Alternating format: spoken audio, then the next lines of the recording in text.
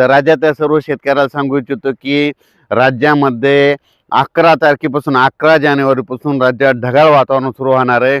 पण 12 जानेवारीला मात्र मराठवाड्यामध्ये काही जिल्ह्यामध्ये तुरळक ठिकाणी पावसाची शक्यता आहे।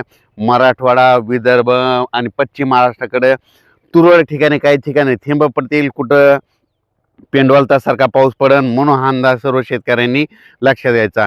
खास सांगायचं झालं तर नांदेड जिल्हा, त्याच्यानंतर यवतमाळ जिल्हा, त्याच्यानंतर लातूर जिल्हा, सोलापूर जिल्हा, सांगली जिल्हा, सातारा, कोल्हापूर, पुणे, अहिल्यानगर, बीड जिल्हा, परभणी जिल्हा, हिंगोली जिल्हा, वाशिम जिल्हा, ह्या जिल्ह्यामध्ये मात्र 12 तारखेला जिल्ह्याच्या काही काही भागामध्ये तुरळक ठिकाणी पाऊस पडलेला अशा घटना दिसतील, म्हणून हा अंदाज लक्षात म्हणते कोणी की या परभणी जिल्ह्यात या ठिकाणी पाऊस झाला असं 12-13 तारखेला शेतकरी म्हणते, म्हणून हे लक्षात घ्यायचं।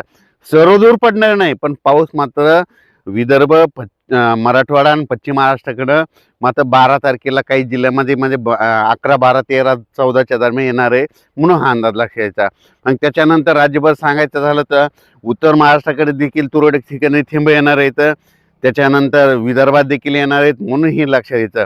पण राज्यात मात्र 11 तारखेलाच म्हणजे 11 तारखेला म्हणजे नांदेड जिल्हा, त्याच्यानंतर लातूर जिल्हा, सोलापूर जिल्हा, सांगली जिल्हा ह्या पट्ट्यामध्ये काय होईल, आभाळ यायला सुरुवात होईल, म्हणून ही अंदाज लक्षात घ्यायचा। खूप काही मोठा पाऊस पडणार नाही, पण पाऊस मात्र येणार आहे, ही अंदाज सर्व शेतकऱ्यांनी लक्षात घ्यायचा। त्याच्यानंतर राज्यातल्या सर्व शेतकऱ्याला सांगू इच्छितो की बऱ्याच शेतकऱ्याचे असे फोन येतात की 2026ला दुष्काळ आहे का, पण शेतकऱ्याला सांगू इच्छितो की 2026ला 72 सारखा दुष्काळ वगैरे काही पडणार नाही।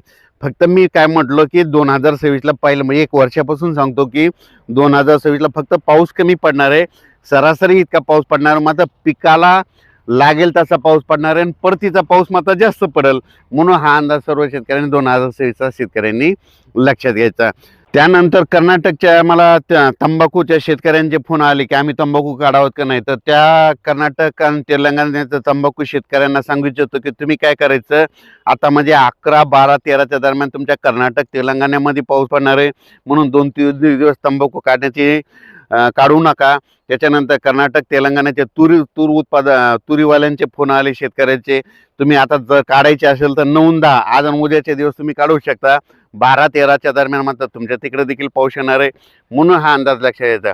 त्याच्यानंतर नाशिक जिल्हा, त्याच्यानंतर सोलापूर जिल्ह्यातल्या, त्याच्यानंतर अहिल्यानगर जिल्ह्यातल्या कांदा शेतकऱ्यांचे फोन आले की आमची कांदा काढणी चालू आहे, तर काय करायचं, तर त्यांना मी म्हणतो की आज आणि उद्याचे दिवस काढा, आता 11 आणि 12 तारखेला कांदा काढलेला वाटल्यास झाकून ठेवा, नसता थोडा वेळ थांबवा, नसा 12-13 तारखेच्या नंतर करा, म्हणून हे लक्षात घ्यायचं। म्हणजे कारण की काय होईल, थोडाफार पाऊस येईल पण शेतकऱ्याचं नुकसान होईल, म्हणून हे तुम्हाला या मेसेजद्वारे सांगू इच्छितो।